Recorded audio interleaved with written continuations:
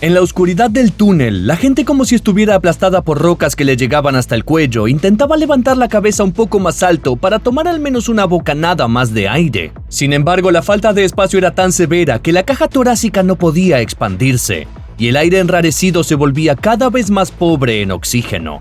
Todo porque cada milímetro cuadrado del espacio ya estaba ocupado por alguien más. Las personas se estaban asfixiando unas a otras, rompiéndose las costillas con los codos y pisoteando a quienes caían bajo sus pies. Sería bueno si todo esto fuera la trama de una película de terror, pero esta es una historia real de un festival de música. Por eso, se recomienda discreción al espectador. En julio de 2010, una joven australiana llamada Clanis Ridley dejó su trabajo y se fue a Europa. Planeaba hacer un viaje soñado de 3 meses acompañada de su amiga. La primera parada de su aventura fue el Love Parade, uno de los festivales de música techno más grandes del mundo, celebrado regularmente en varias ciudades alemanas desde 1989. En 2010, el evento se realizó en Duisburg, una ciudad al oeste del país con una población de menos de 500,000 de habitantes. Fue la primera Love Parade que se celebraba en un área cerrada. Para ello se eligió una estación de tren en desuso con un área de aproximadamente 11,5 hectáreas. El escenario principal se instaló en el centro de la estación y 16 plataformas móviles con diferentes espectáculos musicales debían circular alrededor. El 24 de julio, los fanáticos del techno comenzaron a llegar a la estación ferroviaria de Duisburg. Por la tarde, el número de personas en el lugar alcanzó varios cientos de miles. El área era patrullada por más de 3,000 policías y alrededor de 1,500 voluntarios. 60 ambulancias estaban de guardia. Sin embargo, llamar a los médicos se convirtió en problema porque los vehículos eran físicamente incapaces de atravesar la multitud. Y la única entrada al evento era a través de un túnel subterráneo de 240 metros desde el lado donde pasaba por debajo de las vías del tren. La única salida estaba en el otro extremo, cerca de la autopista. En ese momento, el túnel estaba completamente abarrotado de gente. Clancy Ridley y su amiga estaban entre ellos. Cerca había 2 jóvenes españolas que no conocían, 2 estudiantes de intercambio que también eran amigas. Para ellas, el Love Parade debía ser una fiesta de despedida antes de volver a casa. La multitud avanzaba lentamente sin saber que los organizadores habían decidido cerrar temporalmente el área porque ya había superado su capacidad. La policía cerró el túnel en 3 puntos, impidiendo que la gente entrara desde las vías del tren y la autopista, evitando así que se colaran en el festival. Esta decisión desencadenó la tragedia. A pesar de las órdenes de retroceder, miles de personas siguieron avanzando hacia el túnel, oprimiendo aún más a quienes ya estaban dentro. Al mismo tiempo, algunos visitantes intentaron salir en dirección contraria, pero resultó imposible. El túnel estaba tan abarrotado que la falta de oxígeno provocó una ola de pánico. Los que todavía estaban al aire libre comenzaron a trepar por las empinadas laderas junto al paso subterráneo, derribando vallas y empujando a otros asistentes bajo los pies de la multitud. Otros trepaban por las barreras colocadas por la policía, intentando alcanzar cualquier lugar elevado, suplicando que lo sacaran de aquel río humano descontrolado. El pánico y el agotamiento hacían que las personas se empujaran y aplastaran aún más entre sí. Los desafortunados que caían desaparecían como si se hubieran ahogado. La policía perdió todo el control de la situación y el horror se prolongó por más de 1 hora hasta que los primeros equipos médicos lograron llegar al túnel. Entonces quedó claro lo terrible que había sido la tragedia. El suelo estaba cubierto de personas inconscientes, pisoteadas. Médicos y rescatistas reanimaron a más de 10 víctimas, pero los heridos eran tantos que no había suficientes especialistas para atenderlos. Pronto se supo que había muertos en la estampida. En la siguiente hora, mientras la música seguía sonando en el festival, ya se habían confirmado 10 fallecidos. 1 hora después, cuando el evento se detuvo oficialmente, la cifra ascendía a 15. Por la noche, cuando el ministro del Interior de Alemania habló ante la prensa, informó de cientos de heridos y 18 muertos. Sin embargo, la magnitud real del desastre se reveló al día siguiente. Como consecuencia del Love Parade 2010, 652 personas resultaron heridas y 21 murieron. Entre ellas estaba Clancy Ridley, que falleció frente a su amiga conmocionada. También Clara y Marta, para quienes aquella fiesta se convirtió en la última. Lo más aterrador es que todas las víctimas murieron por lesiones en la caja torácica. Fueron literalmente aplastadas por la multitud. Sin embargo, nadie fue responsabilizado. Quizás porque todos los implicados en la organización del Love Parade eran culpables, excepto los propios asistentes. Las autoridades sabían perfectamente que el festival solía atraer a más de 1 millón de personas, pero permitieron realizarlo en un espacio cerrado con capacidad máxima para 250,000. Incluso para esa cifra, los organizadores debían habilitar varias salidas de emergencia de 450 metros de ancho. En cambio, el único pasaje tenía apenas 30 metros. A pesar de estas violaciones flagrantes, la ciudad firmó todos los permisos. El último se entregó apenas 3 días antes del evento y las compuertas destinadas a dejar pasar a las ambulancias fueron desmontadas horas antes de que iniciara el festival. Cuando todo esto derivó en una catástrofe mortal, la red móvil de la ciudad colapsó por sobrecarga, ya que los organizadores ni siquiera solicitaron la instalación de sistemas especiales para garantizar la conexión de 1 millón de personas en una ciudad con una población 2 veces menor. Nada de esto puede achacarse a una simple coincidencia. Y sin embargo, a veces resulta tentador culpar al azar para no enfrentar la verdad, que una serie de decisiones humanas causó un sufrimiento indescriptible. El 1 de octubre de 2017, en el Festival Anual de Música Country Route 91 Harvest en Las Vegas, más de 22,000 personas asistieron al evento. Entre ellas un matrimonio de profesores, Frank y Autumn Bignami, que no quisieron perderse la ocasión. Dejaron a sus hijos en casa para divertirse juntos como en sus tiempos de juventud. Tradicionalmente, el festival se celebra al aire libre en Las Vegas Village frente al complejo Luxor Hotel Casino y justo al otro lado de la carretera de Mandalay Bay. Desde los pisos superiores se podía ver perfectamente toda la zona del público. Por eso, cuando un nuevo huésped pidió una suite con vistas al festival unos días antes del evento, los empleados del hotel no vieron nada extraño. Quizás Stephen Paddock, de 64 años, solo quería disfrutar del espectáculo desde la ventana de su lujosa suite. ¿Por qué no? Sin embargo, al principio no había habitaciones libres en la zona que él deseaba. Solo la noche anterior al inicio del Route 91 Harvest, por ser un buen cliente, fue trasladado gratuitamente a la suite 135 del piso 32 con vista directa al festival. A las 10:05 p.m. del 1 de octubre ocurrió una de las mayores tragedias en la historia de Estados Unidos. La multitud del festival escuchó el estruendo de ametralladoras. El cantante Jason Aldean siguió actuando unos segundos más hasta que huyó del escenario.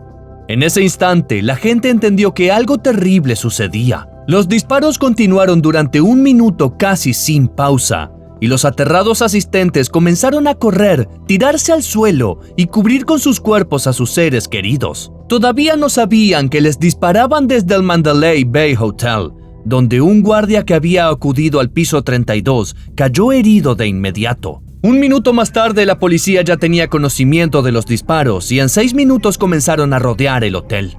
Pero durante todo este tiempo, el tirador seguía lanzando cientos de balas contra la multitud indefensa. Frank Bignami sintió un dolor en la mano y comprendió que lo habían alcanzado. Sin darse cuenta aún de la magnitud, apretó a su esposa Autumn contra su pecho. Ella ya había recibido impactos en la espalda, el pecho, el abdomen y el rostro. Alrededor de la pareja, otros asistentes aterrados se encogían en el suelo junto a las estructuras del escenario. Ya habían pasado 7 minutos bajo esa lluvia de plomo. Para ese entonces, la policía había llegado al piso 31 y entendió que los disparos provenían del nivel superior. A las 10:15, 11 minutos después de los primeros tiros, las armas finalmente callaron. Nadie sabía si sería definitivo. Los agentes subieron al piso 32 y encontraron a un guardia herido, quien les indicó que los disparos venían de la habitación 135. De inmediato comenzaron a registrar las habitaciones vecinas y evacuar a la gente, pero no entraron en la suite de Stephen Paddock. Había orden de esperar a las fuerzas especiales. Pasó 1 hora más hasta que finalmente irrumpieron en la habitación. Lo que encontraron dejó helados incluso a los comandos más experimentados. Toda la suite estaba repleta de armas y municiones. La policía incautó 23 armas, entre ellas carabinas, escopetas, rifles semiautomáticos y automáticos, además de miles de cartuchos y piezas de repuesto. En solo 11 minutos, Paddock disparó 1,058 balas con 15 armas distintas. Después se quitó la vida con un disparo de revólver. Las fuerzas especiales encontraron al tirador ya muerto, así que los médicos se apresuraron a socorrer a los heridos. Ya eran cientos. 413 personas recibieron impactos de bala y el pánico elevó la cifra total de lesionados a 867. Al mismo tiempo, 58 asistentes murieron en el lugar y 2 más fallecieron en el hospital. Aunque Autumn Vignani sobrevivió, las múltiples heridas la obligaron a someterse a decenas de cirugías, pasar meses hospitalizada y aún conserva metralla en el rostro y el cuerpo. La lesión de su mandíbula fue tan grave que durante 1 año solo pudo alimentarse con comida blanda a través de un tubo y tuvo que aprender a hablar de nuevo.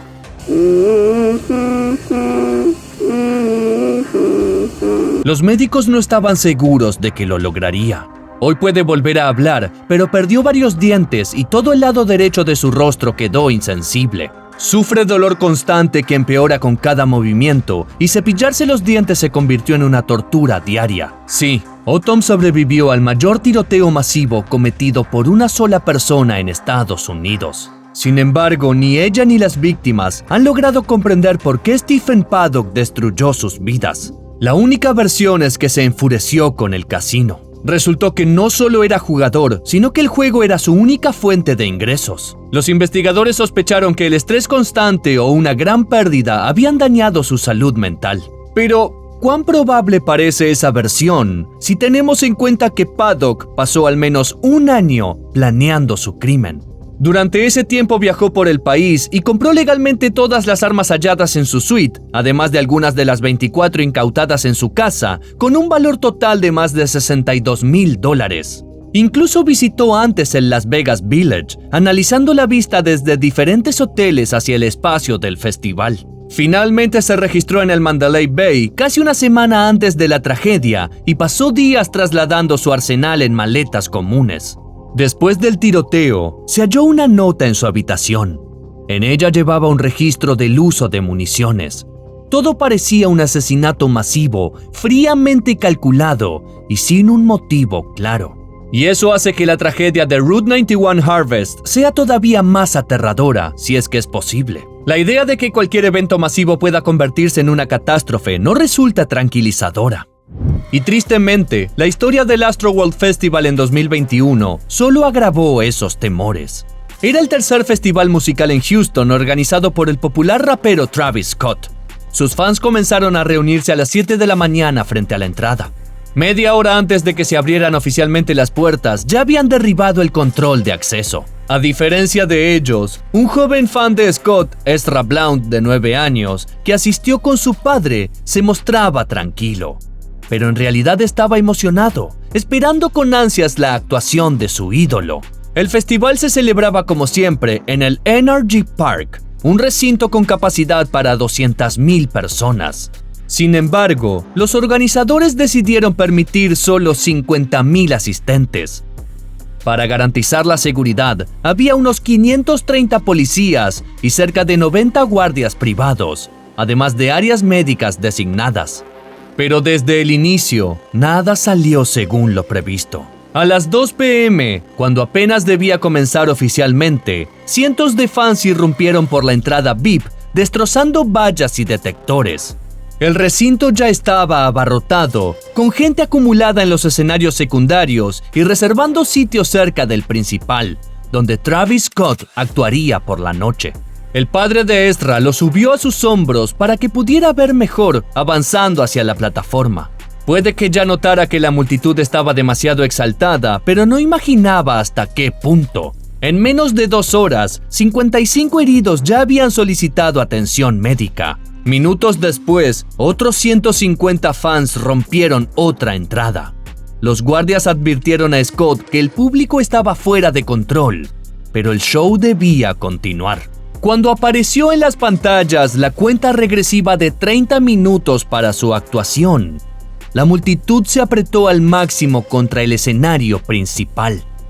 En ese momento, entraron oficialmente 50,000 personas con boleto, pero otras 5,000 se colaron sin entradas. Así que cuando Travis Scott salió al escenario a las 9:02 p.m., se encontró con una multitud de 55,000 personas que casi de inmediato se descontroló.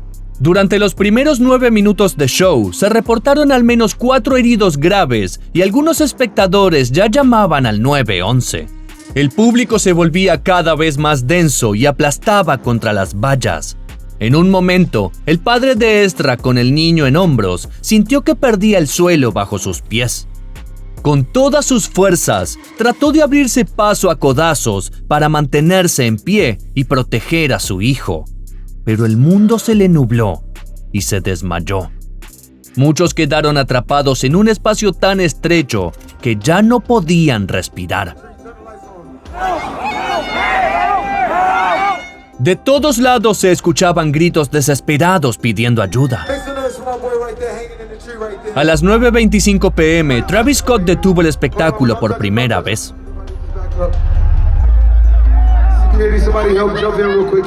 Justo frente al escenario, varias personas se habían desmayado y otras suplicaban que las dejaran salir para escapar de la estampida. El show se reanudó, pero pocos minutos después, 2 asistentes se subieron a la plataforma del operador de video rogando que detuvieran la presentación porque había muerto alguien. Sin embargo, Travis aparentemente no se enteró de la catástrofe que estaba ocurriendo entre la multitud y siguió cantando durante 45 minutos más, aunque tuvo que detener el show 2 veces adicionales. Todo ese tiempo los fans continuaban divirtiéndose, mientras los médicos intentaban reanimar a las personas que habían perdido el conocimiento. Solo cuando los asistentes empezaron a retirarse quedó en evidencia la magnitud de la tragedia. En la estampida frente al escenario, más de 300 fanáticos resultaron heridos y 10 personas murieron aplastadas por la multitud. Cuando el padre de Ezra recuperó la conciencia, lo primero que hizo fue buscar a su hijo, pero recibió la peor noticia posible. El niño había sido hospitalizado con inflamación cerebral y daños en casi todos sus órganos, y finalmente murió en el hospital, convirtiéndose en la 10ª víctima mortal de esta tragedia. Tras una larga investigación, las autoridades estatales no presentaron cargos ni contra Travis Scott ni contra los demás organizadores. Así que, aunque no te guste, voy a cerrar este video con una pequeña lección. Por más romántica o divertida que parezca la atmósfera de un festival de música a todo volumen, recuerda que la realidad no es una película de Hollywood. Primero que nada, cuida tu seguridad y solo después dale a tu vida una pizca de rock and roll. O si prefieres una alternativa más segura, continúa viendo los demás videos de mi canal.